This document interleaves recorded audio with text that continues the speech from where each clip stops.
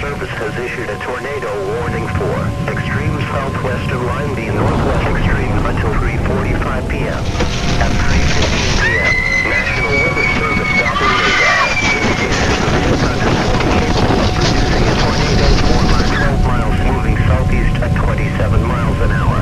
The tornado will be near Canton around 3:35 p.m. Take cover now. If you wait to see or hear it coming, it may be too late to get to a safe place. A tornado watch remains in effect until 10 p.m. Saturday evening for no repeating. A tornado